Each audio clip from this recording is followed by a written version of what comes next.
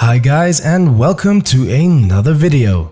Something happened last week and we need to talk about it. The biggest game of the year got released and I think we all know what happened.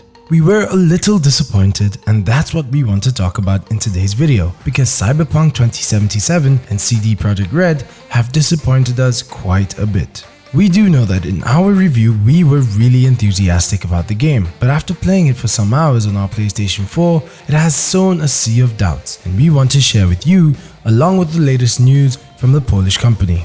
But before continuing, don't forget to subscribe to the channel and hit the bell so you don't miss out on a thing. You more than anyone know how excited we were to play Cyberpunk 2077. Our videos praised it because CD Projekt Red has never disappointed us, and having seen the trailers and gameplay, we, like everyone else, were beyond hyped to get our hands on the game. Even after having played it for a few hours, it seemed to us that it was quite decent for a first version, but after having played it now for even more time on our PlayStation 4, we feel a bit cheated. Let's first do a quick review of the story. It would not be unreasonable to think that Cyberpunk 2077 was the most hyped game in history for two reasons. Because it was the next great CD Projekt Red game after The Witcher 3, one of the best games in history, and two, because the publicity made around it was on another level. The marketing of the game was super well done, and more than 8 million units of the game were reserved without even knowing anything about it. Nothing was seen other than what the company wanted to show us. Crazy, right?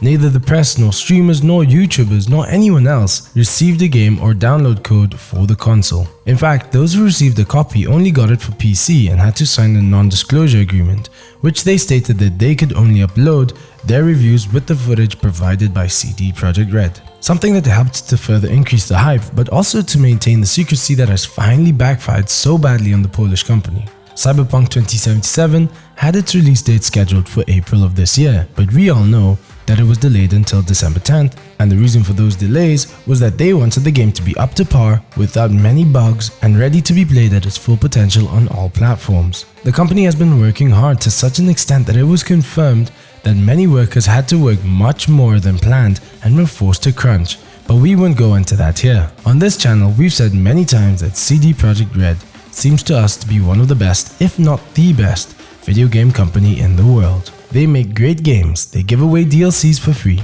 they know how to treat every user very well. But this time, they seem to have underestimated the task from the beginning. But surely, they will rescue the situation with some prepared patches that we will tell you about later in this video.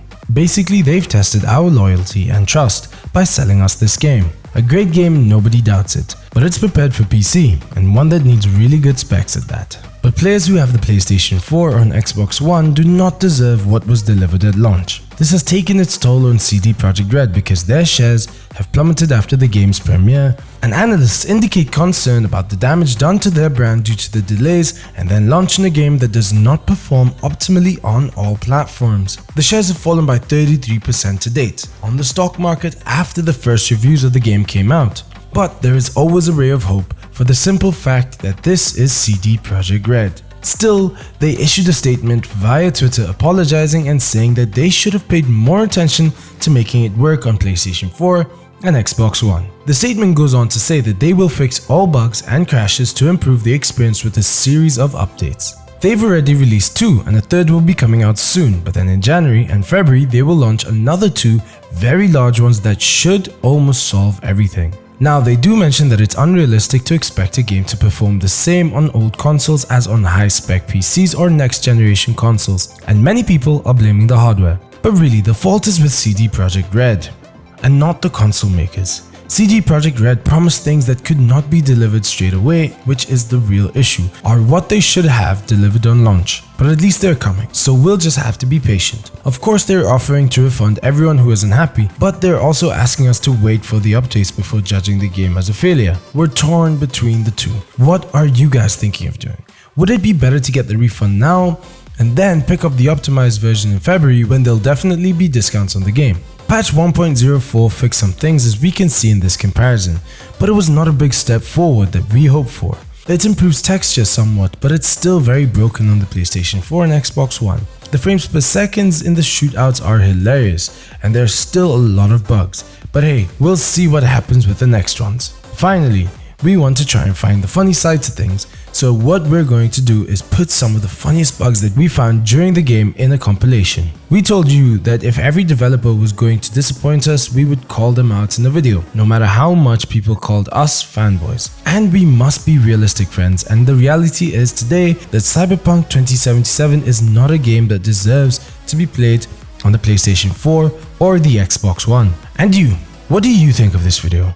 What platform are you playing it on? Are you suffering with any of these problems? If so, don't feel cheated because we understand you. So tell us down below in the comments. You're not alone, friend. Thank you so much for watching, and we'll catch you on the next one.